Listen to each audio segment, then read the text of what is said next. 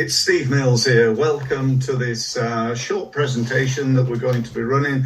And I'm really pleased to have a guest here today on my Results Mastery presentation, Scott Aaron. So welcome, Scott. Do you want to tell everybody a little bit more about you and what you're about? That would be fantastic if you would, please. Yep, absolutely. And again, grateful to be here and excited for the opportunity to have a great conversation today. So as Steve mentioned, my name is Scott Aaron. I grew up in Philadelphia, Pennsylvania. I now reside just across the bridge in Marlton, New Jersey. So about 35 minutes outside of Philadelphia on the Jersey side. I have a lovely wife, amazing wife and business partner, Nancy, and an incredible little boy, going to be 11 soon at the time that we're recording this, Taylor, and 4 dogs. So we got 4 dogs. They're all, the 4 of them equate to 1 large dog. They're all under 20 pounds. So okay. Yeah, we have 2 chocolate mini schnauzers, a dachshund mix, and a beagle mix. So we got a lot of running around here. And I jokingly tell people I've been psychologically unemployable from day one. So I had some odds and ends jobs when I was growing up as a teenager, but actually got into entrepreneurship when I was 19. Right. It actually stemmed from my father making some bad business decisions. He ended up getting caught up in an insurance fraud case and ended up spending 2.5 years in federal prison. Wow. And at the time, in between getting convicted to being sentenced and going away, there was about a 9-month period. So he ended up buying and taking over a failing fitness club in downtown Philadelphia, which the keys were turned over to me. Coincidentally, I was at university and got caught up in the social scene of university and ended up being asked to leave after 3 semesters because the grades were just not cutting it.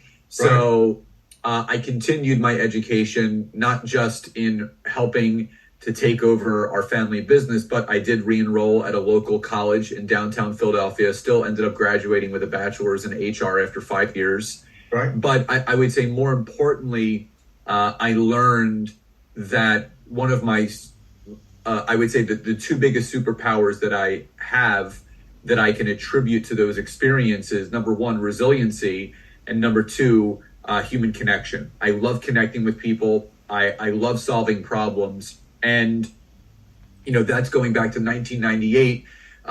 We fast forward 25 years later. I'm still coaching and consulting. I'm not doing fitness training anymore. That stopped in about 2016 because in 2013, I started doing more business consulting, leveraging LinkedIn. And I got results myself. And it's only natural when you start getting results for something that is working for you, you take it to the masses. And, my wife and I joined forces in 2017. And we launched our company, The Time to Grow, and we've grown and scaled it. We work 3 days a week, and we love the life that we're continuing to create. But more importantly, we love helping people, and it's helping people grow and scale a business, grow small and mighty businesses, high profit, low overhead, time freedom, monetary freedom, so they can do more with what they have for more people. And, we both have podcasts, we both have written books, and we just love serving people the best way that we can. That's brilliant. Thanks very much for that. And it's really interesting, people's backgrounds are so varied, aren't they? I think there's a perception, certainly in this country, that you go to school and you work hard and you get A levels, then you go to university, then you get a job, and then you become more successful and you move up that ladder. But that doesn't have to be the way, does it? For some people it is. It wasn't for me. My background was I left school with virtually no qualifications because I wanted to be a full-time professional table tennis player, and that I managed to do. And I got to be about 28, and my dad said, "What are you going to do then?" Because I was thinking of retiring. He said, "You'll never get a job, Steve." He said, "You're 28 years old. You've no qualifications. You've not even ever had a proper job, and it was interesting. Let's just put it that way. And but yeah, like you, I've been doing this for quite some time now. So I know we both share a lot of passion about the use of LinkedIn. So I thought we'd maybe, kick off talking about that and how we're using it, what we're doing, and maybe trying to find, a few tips and ideas for people. Because I think that's, definitely something that, both of us, are successful at. And so what are your take on LinkedIn generally and what people are doing? And to be honest, I think what people are not doing is a real big one right now. I don't know about you, but I get all the time, oh, I'm on LinkedIn, but I don't have time. Or I'm on LinkedIn and I don't really know what to do. I post once a week, and things like that, and I'm not winning any business. I don't know why, Well, let's keep a conversation about that if we could. Yeah, you brought up a really good point. It's people know about LinkedIn, but they're not utilizing it. And I think this is where everybody is at a certain point. So I originally signed up for LinkedIn back in 2009. Yeah. The beta version, where it was invitation only, launched in 2001. It went full scale for anyone to sign up in 2002, and it's grown from there. There's about 900 million people now on the platform. So it's still one of the smallest of the social media platforms, even though it's one of the oldest platforms still around.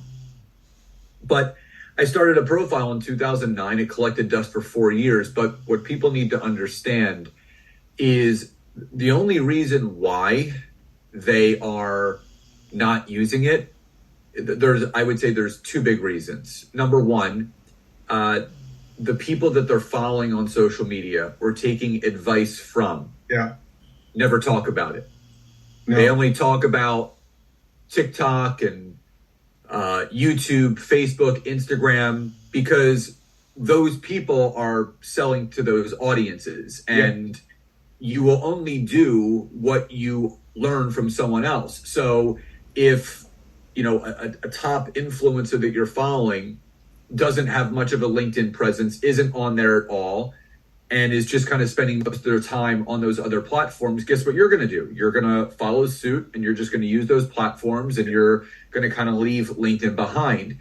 And I would say that the second biggest reason or thing that people aren't doing is, to your point, they don't know what to do. And the easiest trap that people fall into, Steve, is they start treating it like any other platform. So they start sharing their TikToks and their Instagram Reels on there. They start sharing a lot of personal stuff on there, their kids, their husbands, their wives, their significant others. That's not what LinkedIn is for. I agree. LinkedIn has two purposes: to build a thriving network of business allies and to win business with providing a service, a product, a good, a program, a course, consulting, coaching that's directed towards an ideal business network. So everybody has an ideal client or a power partner or a business ally network to build. But here's the thing: if you're listening to this or watching this and your ideal client is a business professional, they're spending most of their time on LinkedIn. Yes. Now, that is not to say that those business professionals are not on TikTok. They are. That they're not on Facebook. They are. And they're not on Instagram, because they are. But you have to think about, why are those business professionals on Facebook, Instagram, and TikTok? It's not to win business, and it's not to network. No. It's to escape business and socialize on a personal level. So you're trying to win business on someone's personal time instead of their business time. Yes. Does that make sense? It does make total sense, yeah. And I hear all the time people telling me, well, I get LinkedIn, but I don't get Facebook. I'm not on Facebook, and I don't think Facebook's for business and stuff like that.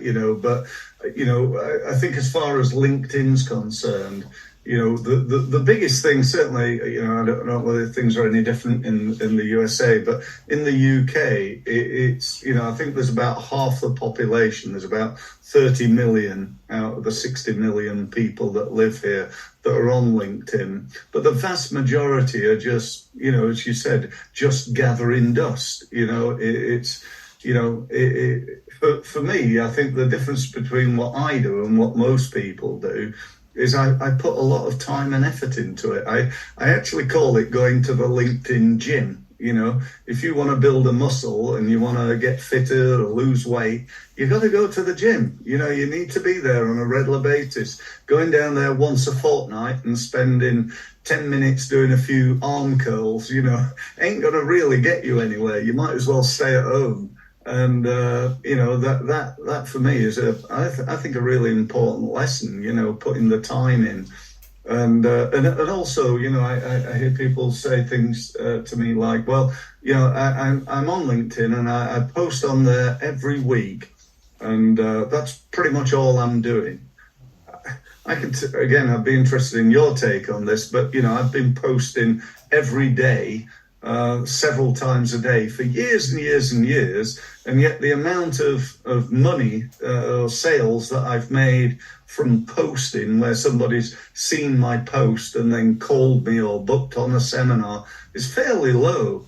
Where I would tend to win business is more when I'm commuting, as we say, on a networking basis, on a one-to-one. I love picking up the phone and calling people on LinkedIn and getting to know them. And one of my clients is really good at that. He wins all his business by just phoning people. He just goes, "Oh, hi, it's Mike here. We just connected on LinkedIn," and I always like to give people a quick call because sometimes when you connect, you never hear from them again. So have you got a couple of minutes? And they nearly always go, yeah, sure, Mike, and they have a conversation, and sometimes that leads to sales. So, it's all about, you said at the beginning, one of the things I love to do is to communicate with people. And that for me is so incredibly important, I think, on LinkedIn.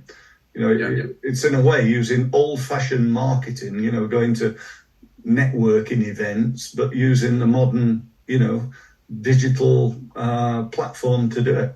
Well, it's a global networking event every single time you log on. And that's the thing that people misunderstand. And the fact is that I use that muscle analogy as well, just because I come from the fitness background. So if any muscle that needs to be built is never done in a day, you don't go to the gym once, do a bunch of arm curls and walk out looking like Arnold Schwarzenegger. It doesn't work that way. It takes time, it takes consistency, it takes effort. It's that compounded effect. So the analogy that I give people is treating LinkedIn like an investment.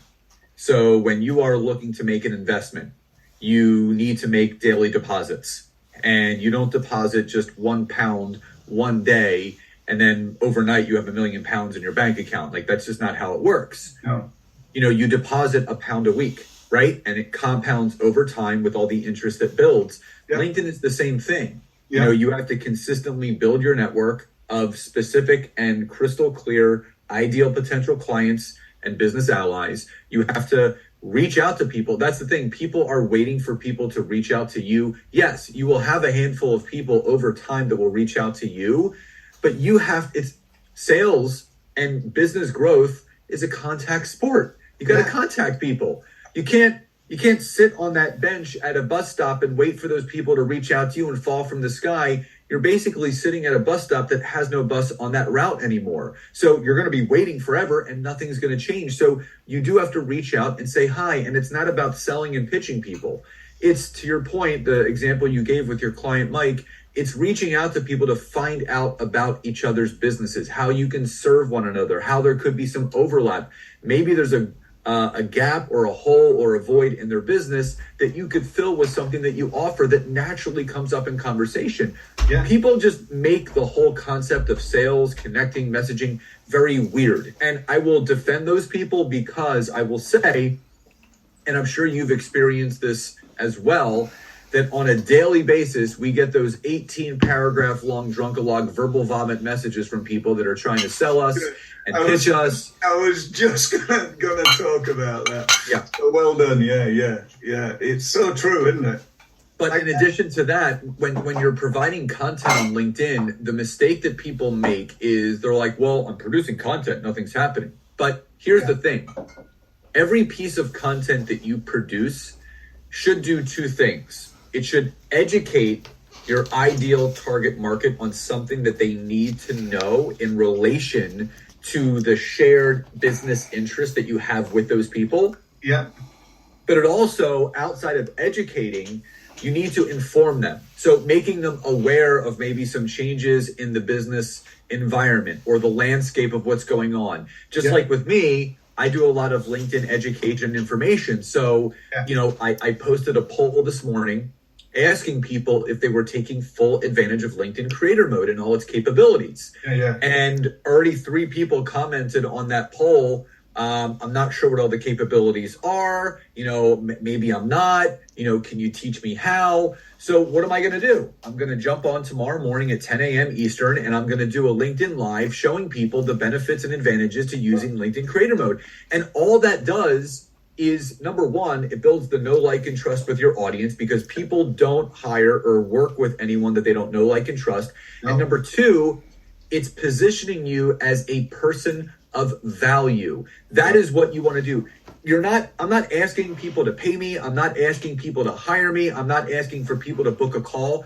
All I'm doing is pouring into them, because the natural thing that happens is people will walk across that bridge when they feel like, man, this person is taking the time. They're taking their own attention. They're giving me everything that I need to do to succeed without asking for anything back in return. I want to find out how this person works with them. So they're going to reach out to you, or they're going to go to your LinkedIn profile. They're going to find your calendar link, and they're going to schedule a call, just like you said. So a lot of the winning of the sales that go on LinkedIn, it's the long game approach, right? It's that investment approach. It's not going to happen quickly. And that's the thing. I always chuckle when people tell me, well, I've been trying to, use LinkedIn for 3 months and it's not working, or I've tried it for the last year and nothing's happening, because it's not going to happen. No. Businesses don't necessarily grow and scale in 3 months or even 12 months. It's that 12, 24, 36 month mentality. It's the long game approach. Don't put a timetable on it. Don't say, well, if LinkedIn doesn't work after 8 months, I'm going back to Facebook. That's not going to work. The biggest problem, I think, in marketing, or the biggest thing that's difficult to understand, is timing, isn't it? It's like, right now, I don't need a solicitor. But tomorrow morning, when something goes wrong, it's like getting hold of one's the most important thing I need to do today. And that's the case, I think, with lots of, lots of people, and the issue with lots of marketing, and why consistency is king. It really is. You can't expect, if I do a post now on LinkedIn, how many people out of, I got 10,000 contacts, more than most, less than some. But how many of those 10,000, A, are going to see it, and B, are going to need help from what I do right now? The answer is virtually none of them. But sooner or later, they probably all will. There might be just a few of them. But do you know what? When you're talking there, I'm thinking, you and I are kindred spirits. We really are. What you said there just so resonates with me. And yet, I, like you, I get people saying, would you like to connect? And I go, yes. And then 1 second later, they've sent me an email that's that long, and there's no way they've just done that. It's just on autopilot. And I said this, it's funny, I said that exact thing in my keynote yesterday. Right. And the example I gave, I said, by show of hands, how many people have ever accepted a connection request from someone, and within 3 seconds you get an 18 paragraph long drunkalog verbal message, and everyone's hand went up. And I said, have you ever scratched your head and said, did I just connect with the world's fastest typer and I didn't realize it? And it's because people AI is quick, but not that quick. No, and because they're using an automated service that does it, and that is removing the most important and most crucial aspect to growing a business, and it's human connection. Yes.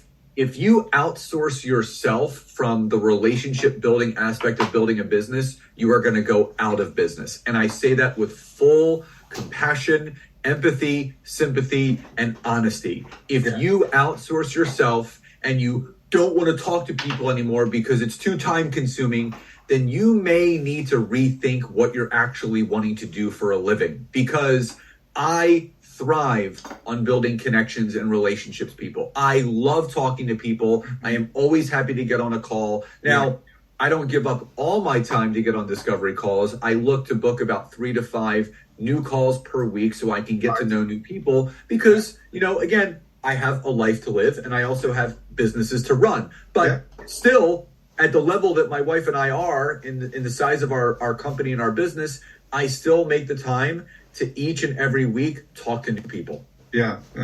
I have a saying that, I've used for years, and that is the more people you speak to, the more money ends up in your bank. It's almost as simple as that, and speaking to people on LinkedIn, be it through LinkedIn, through your email, through calling them, through posting, through groups, through whatever means you're going to use. It's just, absolutely essential. And whilst, for me, I'm posting every day, that's not where I'll win business. But what that does is it opens up the opportunities. Because when I do call them and I go, oh, hi, Steve Mills. Oh, Steve, I went to a networking event the other day, a Chamber of Commerce near where I live. And I had 4 people come up to me and went, you're Steve Mills, aren't you? And I went, yeah. They said, oh, hi, I've been reading your stuff on LinkedIn for ages. And that for me is so incredibly powerful, because one of the biggest problems most small businesses got is obscurity.